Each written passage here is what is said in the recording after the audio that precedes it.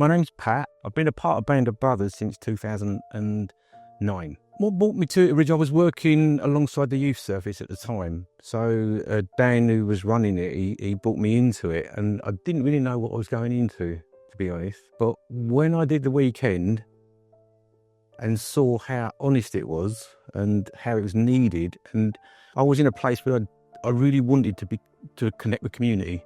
So that's what was the original. It was that whole community vibe that brought me into a Band of Brothers. Brotherhood, it's almost like it's like a tribe. It's like a tribe of men that you can trust, where your opinions are kind of valued, and also your vulnerability is valued.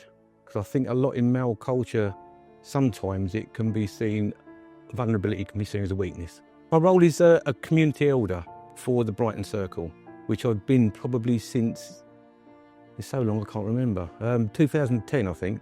It means looking after the community, or you're watching the perimeter of the community, its health, and we're kind of not reinventing, but we're reintroducing what we call rituals or processes. We used to borrow these from indigenous cultures, but now we're kind of reintroducing our own. And I think part of my role is kind of feeding into the folklore of our country and feeding that into our community.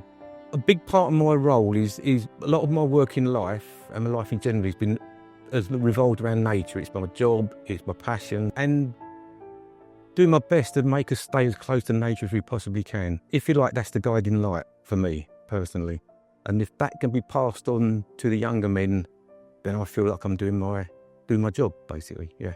I'd say one of the main connections is the connection with the younger generation. They're kind of going through not the same sort of problems that I would have gone through. They're different. We're living in a different time. And it's appreciating what younger men go through. When I hear it from their perspective, not to get stuck in my ways, not to get too entrenched in my own belief of how things should be.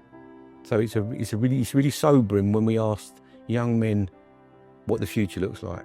I think a lot of dads know this, that your life changes overnight. Literally, the moment the baby's born, your life changes, and my responsibilities changed. My perspective on the world changed. It wasn't all about me. To just sit there and not do anything and leave it up to hope wouldn't be enough. And as you know, the other side of hope is despair. A Band of Others, we're all going a little step further and saying, actually, we're doing something about it. We're walking the walk and talking the talk. So by coming to a Band of Brothers meetings, you think, actually, we're doing something here. My hope is it gets bigger, that we can do more of it, that it goes further. Every young man that comes through those doors, yeah, he's doing his stuff, and I'm proud of that. And when we meet at a circle, you know, once you cross the threshold, that you're around guys you can totally trust. We've all shared our anger, we've all shared our tears, and it's so honest. And I think that's the grounding for a Band of Brothers. That's where we all come together, that's where we all unite.